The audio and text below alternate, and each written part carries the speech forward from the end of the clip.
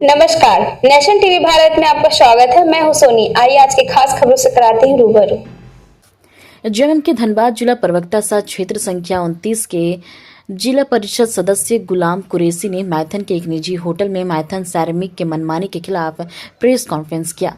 Press conference कर उन्होंने कहा कि हमारे क्षेत्र में पड़ने वाले एक फैक्ट्री जिनका नाम मैथन सैरामिक है, उनके मनमानी रवैये से काम करने वाले मजदूर को न्यूनतम मजदूरी दी जाती है, तो वहीं आसपास के रहने वाले लोग उनके पॉल्यूशन से कैंसर, आँख की रोशनी, ऑक्सीजन में जहरीली गैस और दम्मे जैसी बीमारी से ग्रस्त हैं और परेशान हैं। इन सभी को लेकर उन्होंने हाईकोर्ट में एक याचिका दायर किया है, जिनकी उन्हें जल्द सुनवाई होने वाली है।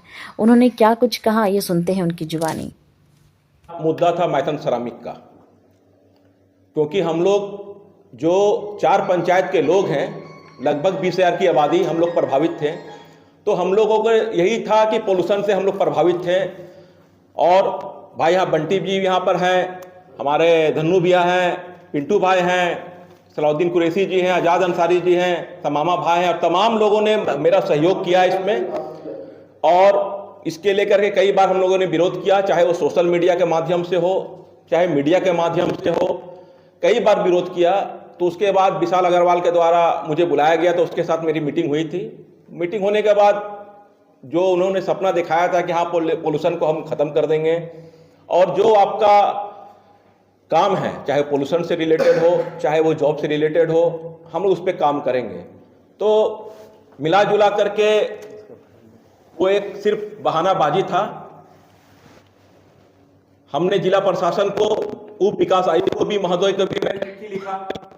चिट्ठी के द्वारा, उनके द्वारा, चाहे वो श्रम विभाग है, प्रदूषण विभाग को चिट्ठी दिया गया जांच के लिए। लेकिन आपको पता है कि मैथन सेरामिक कोई छोटा बड़ा कंपनी नहीं है, वो बहुत बड़ी कंपनी है। साल का कितना 100 करोड़ का उसका बिजनेस है, ये सोच से बाहर है। तो वैसा कंपनी के सामने में छोटा मोटा चाहे नेता हो या कोई ऑफिसर हो, टिकना बहुत मुश्किल होता है। हम थक करके यहाँ, तो ऐसा है लोगों के बीच में कुछ ऐसा देखेंगे आप, कुछ फेसबुकिया में कुछ समाज सेवी रहते हैं, अगर आप आवाज़ उठाएंगे तो बोलेगा कि पैसा लेने के लिए आवाज़ उठाया है, अगर आप खामोश हो जाएंगे तो बोलेगा पैसा ले चुका है ये।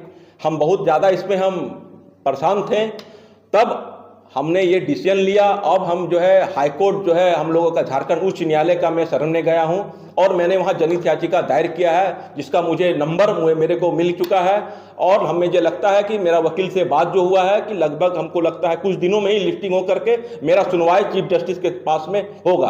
अब जो भी न्याय का मेरा उम्मीद है झारखंड उच्च न्यायालय से है, क्योंकि जिला प्रशासन से भी कोई उम्मीद नहीं है मुझे। अब यहाँ के लोकल प्रशासन से भी कोई उम्मीद नहीं। मीडिया भी थक गया दिखाते दिखाते।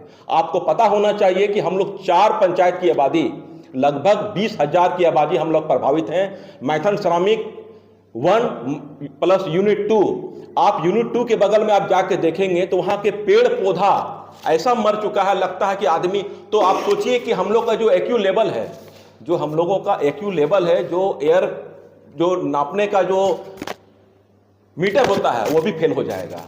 दिल्ली जैसा शहर जो प्रदूषण से प्रभावित, उससे ज़्यादा हम लोग प्रभावित है। और इसका एक कारण होता है इसका बीमारी का, कैंसर। तो आज जबकि आप उसके अगल बगल अगर आप आएंगे उस फैक्ट्री का, तो हम लोगों का सिवलीबाड़ी में लगभग 10-12 लोग ऐसे हैं जो 10 कैंसर से मर चुके हैं, और कुछ लोग कैंसर से आपका अभी ग्रसित हैं। मैथन सेरामिक के बगल में भी कुछ ऐसा फैमिली जो बहुत रेपुटेटेड फैमिली है, उनसे मुझे मेरा बात हुआ। उन्होंने कहा कि मैथन सेरामिक से हम लोग प्रभावित हैं, उसका पॉल्यूशन से हम लोग प्रभावित हैं, जो केमिकल यूज करता है, हम लोगों को 100% कैंसर का प्रॉब्लम हो रहा है उससे। तो मैं अपने लिए लड़ाई नहीं लड़ रहा हूँ, अपने लिए लड़ाई लड़ना होता है, यहाँ के लोगों को भी जागरूक होना चाहिए। आज हाईकोर्ट आने जाने का व्यवस्था करना, वकील को पैसा देना, इतना खर्च करके अगर मैं लड़ाई लड़ रहा हूँ, तो ये अपने लिए नहीं कर रहा हूँ। और मैं आप मीडिया के माध्यम से इस बात को वादा करता हूँ कि जब तक मैथन सेरामिक का मामला इंसाफ नहीं मिलेगा, ना हम हाईकोर्ट में झुकने वाले हैं और ना हम रोड पे झुकने वाले हैं। कहीं भी हम झुकने का काम नहीं करेंगे। यहाँ पर जो मेढ़ा पंचायत में लगभग जितना भी फैक्ट्री है, चाहे बाबा हाईटेक है, अरुण एसोसिएट है, सब लोग जो है, जो आपका जो फैक्ट्री चला रहा है, वो लोग कोई भी कानून का पालन नहीं कर रहा है। हम लोगों का जो मैथन सेरामिक का दोनों फैक्ट्री है वो रेसिडेंशियल इलाका में है। चिरकुंडा नगर परिषद में आप देखेंगे जो आपका रेलवे लाइन का बगल में एक फैक्ट्री चल रहा है, वहाँ जो भी फैक्ट्री चल रहा है वहाँ भी पोल्यूशन से सारा लोग प्रभावित है, लेकिन कोई बोलने वाला नहीं है। अगर पोल्यूशन विभाग निष्पक्ष होता, ईमानदार होता तो एमपीएल जैसा कंपनी का आपका पोल्यूशन से पूरा निरसा प्रभावित नहीं होता। तो 100% मैं कह रहा हूं, चाहे श्रम विभाग हो या पोल्यूशन विभाग हो, पूरा घुसखोर है, एक नंबर का भ्रष्टाचारी है। इसलिए हम मजबूरन जो है हाईकोर्ट का शरण में गए हैं और पहला मेरा लड़ाई का ये पहला सीढ़ी है, इसलिए आप मीडिया बंधु के सामने में इस बात को रखा हूं और आगे जो भी लड़ाई होगा आप लोग को अपडेट मैं करता रहूंगा। आप लोग का सहयोग से मैं आज हिम्मत मुझे मिला है कि मैं उच्च न्यायालय में गया हूं और निश्चित रूप से इस पर हम लोग को रिजल्ट मिलेगा।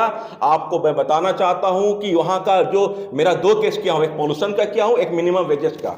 आपको पता है वहां न्यूनतम मजदूरी जो दिया जा रहा है, आज लेबर जो है मेरे घर पे आता है, बोलता है कि हम लोग को 300 रुपया मिलता है हाजिरी और 40 रुपया हम लोग का पीएफ के नाम पे लिया जाता है। पूरा का पूरा जो है काम करा करके हम लोग को पैसा मिनिमम वेजेस नहीं मिल रहा है, लेकिन डर से, क्योंकि आपको पता है यहाँ रोजगार का कमी है, उसका फायदा उठा रहा मैथन श्रमिक। गार्ड लोगों को जब मैंने पिछली बार हल्ला किया तो 2000 रुपया उसका बढ़ाया गया। उसके बाद में वो जो इसका जो एजेंसी लिया हुआ है झा जी, वो उसका कहना है कि जिला परिषद के पास तुम लोग जाएगा तो सबको नौकरी से हम लोग निकाल देंगे। एक डर का माहौल बनाया हुआ है।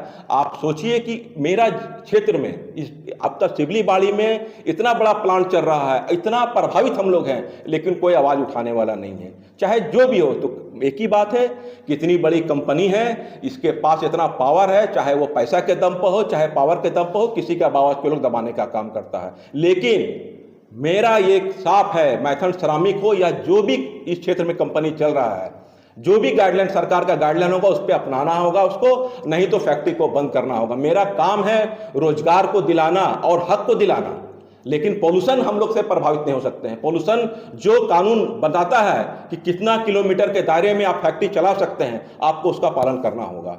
इन्हीं से बातों के साथ आपके पास आया हूं, अगर आप लोगों का कुछ सवाल है तो पूछ सकते हैं। जो मजदूर को हटाया गया, गार्ड को हटाया गया था, नहीं रखा गया, जो सारा सच जो है पर्दा के आगे ला दिया। देखिए सही सी बात है, गार्ड रो रो करके मुझे कॉल कर रहा है 11 बजे 11:30 बजे रात में कि मेरा नौकरी का क्या होगा। तो जाहिर सी बात है उसका तानाशाही कैसे, मैं जाके उसके गेट पे हल्ला नहीं कर सकता हूं। तो आप सोचने का चीज है कि ऐसा मेरे पास में भी कुछ दिन पहले 12 गार्ड को फिर हटाया गया है। ऐसा वो गार्ड नहीं है, 12 गार्ड को और हटाया गया है। 100% यहाँ का जनप्रतिनिधि अगर ईमानदारी से काम करे, ईमानदारी से बात करे, तो मैथन श्रमिक का तानाशाही 100% खत्म होगा। और मैथन श्रमिक का ही तानाशाही नहीं है, जितना भी प्लांट चल रहा है सब तानाशाही कर रहा है। चाहे हम लोग देखिए निरसा, पूरा निरसा हम लोग पोल्यूशन से इफेक्टेड है, पूरा निरसा के लोग प्रभावित हैं, लेकिन कोई आवाज उठाने वाला नहीं है।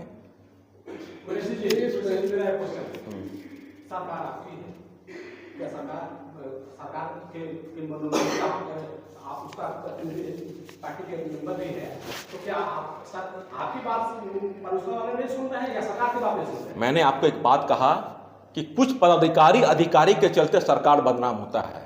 सरकार का मंशा है कि जो स्वच्छ मेरा काम है, काम करने की जो नीति है 100% इक्वल होना चाहिए, लेकिन कुछ अधिकारी चाहे पदाधिकारी हर विभाग में है। मैं तो पहले कहा कि पोल्यूशन विभाग भ्रष्टाचारी है, श्रम विभाग भ्रष्टाचारी है।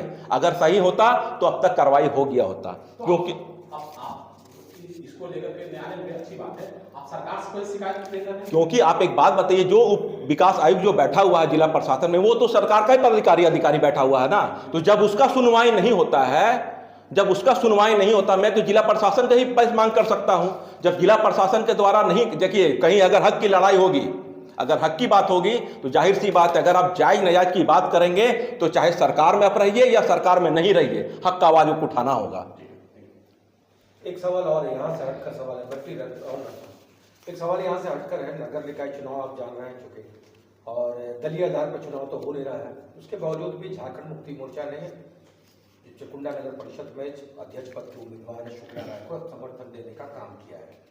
तो आप किस तरह से चुनाव देखते हैं, चूंकि आप जिला प्रवक्ता हैं झामुमो के, और आपका समर्थन किसकी तरफ, क्या किस तरह का चुनाव को आप देखते हैं नगर निकाय चुनाव को? देखिए, आप लोगों ने देखा पिछले विधानसभा में क्या स्थिति रही है। आज अगर निरसा में अरूप चटर्जी जी विधायक हैं तो ये महागठबंधन की देन है, झारखंड मुक्ति मोर्चा की देन है कि ईमानदारी से हम लोगों ने काम किया। आज ईमानदारी से हम लोगों ने काम किया तो 1600 वोट से जीत गए, ये सोचने की चीज़ है।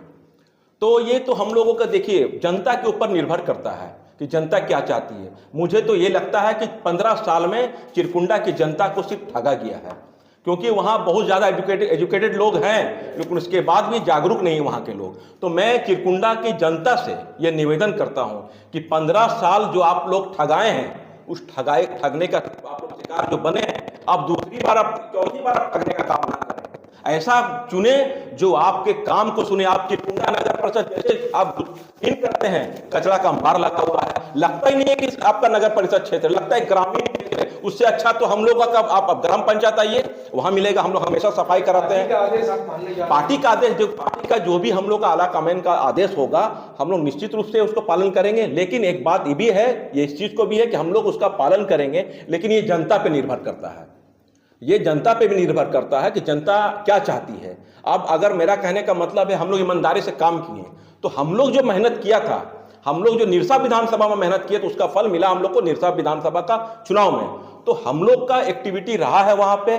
कुछ कैंडिडेट हम लोग का था, जैसे रंजीत बौरी वहाँ कैंडिडेट था हम लोग का पहले से, लेकिन वो निष्कासित हो गया। निष्कासित होने के बाद शायद उसकी बहन अभी वो चुनाव लड़ रही है। तो एक वो पहले से ही हम लोग का कैंडिडेट में था, लेकिन जब निष्कासित हो गया तो कोई बात अब नहीं बनता है। पार्टी जिसके साथ अगर आला कमान का जो भी आदेश होगा निश्चित रूप से हम लोग पालन करेंगे। लेकिन मेरा यही कहना है, कैंडिडेट चाहे जो भी हो, स्वच्छ हो, एक्टिव हो, ईमानदार हो, मतलब आपका वो क्या बोलते हैं, रबर स्टाम्प ना हो। ऐसा हो कि वो खुद सक्षम हो काम करने के लिए, और जो 15 साल जो आपका चिरकुंडा नगर परिषद ठगाने का काम किया है वो नहीं हो। आज आप चिरकुंडा नगर परिषद ना लाइट की सही व्यवस्था है, ना रोड की सही व्यवस्था है। जितना भ्रष्टाचार चिरकुंडा नगर परिषद में हुआ है, ये रिकॉर्ड है चिरकुंड झारखंड का। और अभी कुछ दिन पहले मैंने सुना था कि जांच होगा, कहाँ कोई जांच हुआ?